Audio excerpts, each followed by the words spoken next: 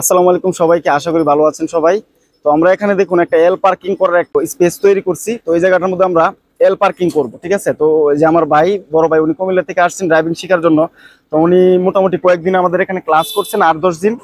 তো 8-10 দিন ক্লাস করার ভিতরে মাশাল্লাহ উনি এল পার্কিং বা অন্যান্য যে পার্কিং গুলো আছে খুব সুন্দরভাবে করতেছে। তো আজকে ওনার এল পার্কিং এর যে একটা চমক উনি দেখাবে আমাদেরকে।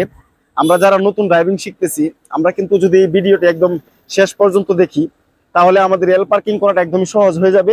তো আপনারা ভিডিওটি একটু কন্টিনিউ করবেন। প্রথমে আমি বাইকে জিজ্ঞাসা করব যে উনি কি সূত্রটা খেয়াল করে গাড়িটাকে এটার ভিতরে ঢুকাবে, এবং আপনারাও এই সূত্রগুলো খেয়াল রেখে তারপর আপনারা এল পার্কিংটা করার চেষ্টা করবেন। তাহলে আপনার গাড়িটা খুব সুন্দরভাবে এল পার্কিং করতে পারবেন। আসসালামু আলাইকুম, ফরাদ ভাই না? জি ফরাদ। তো আপনি তো এর আগে একবার একটা প্যারালাল পার্কিং করছিলেন, খুব সুন্দর হয়েছিল মাশাআল্লাহ। তো এখন তো আপনি এল পার্কিং করবেন এখানে, নাকি এল পার্কিংটা কি আপনিই করছেন?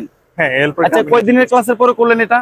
এটা আমি টোটালি এক সপ্তাহ ক্লাস করছি। এক সপ্তাহ ক্লাস পরে আজকে আমি মানে এল পার্কিংটা করছেন। মাশাআল্লাহ, আলহামদুলিল্লাহ।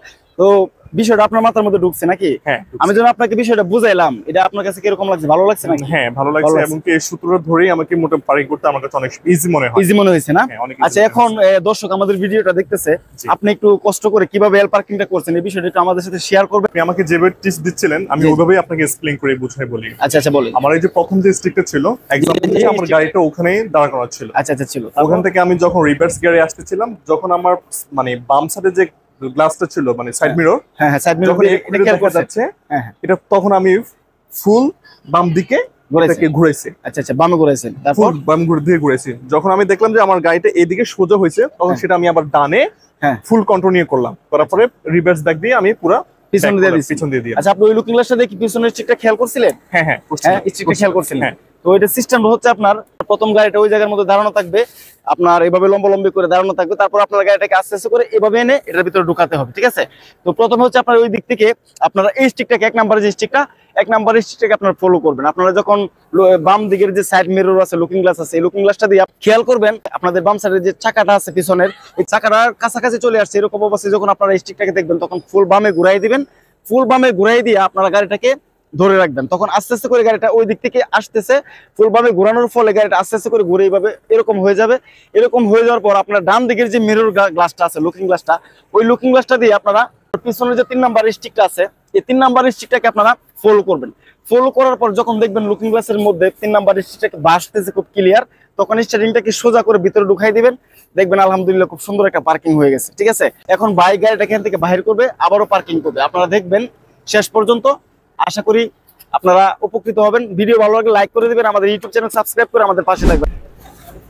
তো উনি এখান থেকে গাড়িটাকে আবারও বাহির করছে, ঠিক আছে।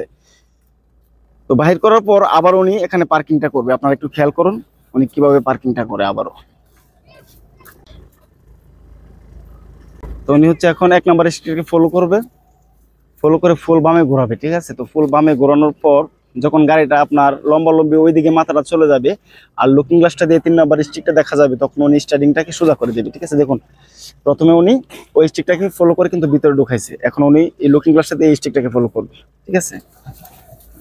দেখুন এই যে উনি এখন কিন্তু গাড়িটা সোজা হয়ে গেছে। এই যে লুকিং গ্লাসের সাথে ফলো করার পর গাড়িটা দেখুন একদম সোজা হয়ে গেছে, একদম সুন্দর করে কিন্তু পার্কিং এ চলে আসতেছে, ঠিক আছে।